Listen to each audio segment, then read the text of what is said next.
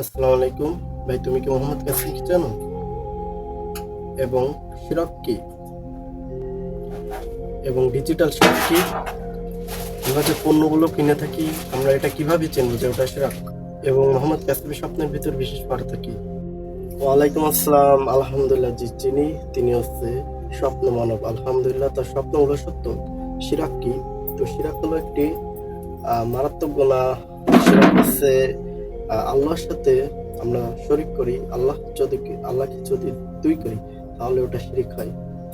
তো ডিজিটাল যে শিরিক, এটা হচ্ছে আমরা বর্তমানে যে সামাজিক যে যোগাযোগ যে মাধ্যমগুলি আছে, এখানে যদি আমরা মনের ভাব প্রকাশ করতে গেলে আমরা বিভিন্ন ইমোজি ব্যবহার করি, প্রথম থেকে শুরু করি।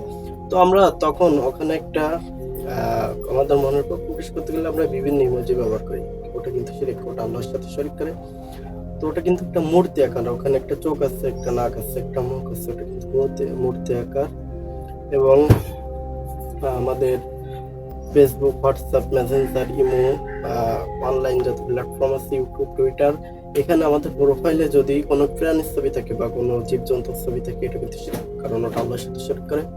তো এটা হচ্ছে ডিজিটাল শিরক। তারপরে আমরা মার্কেট থেকে যে পণ্যগুলো কিনে থাকি, বাজার থেকে, এখানে আমরা বিভিন্ন পণ্য কেনার সময় আমার ওই যে প্যাকেটটা, ওই প্যাকেটের পরে কিন্তু একটা ছবি থাকে বা মূর্তি থাকে, ওটা কিন্তু শিরিক।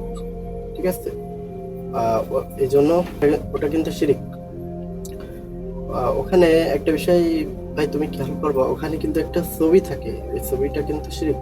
যে একটা লোক ডাস্টবিনে ময়লা প্লাস, মানে ওই লোকটার নামটা আমার মনে নেই, কিন্তু ওটা কিন্তু শিরিক। ওটা আমরা মার্কা করে মুছে রিমুভ করে পড়বো, মার্কা দিয়ে মুছে রিমুভ করে ফেলাবো।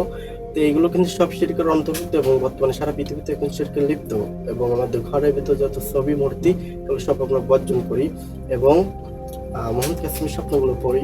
জাযাকাল্লাহু খাইরা।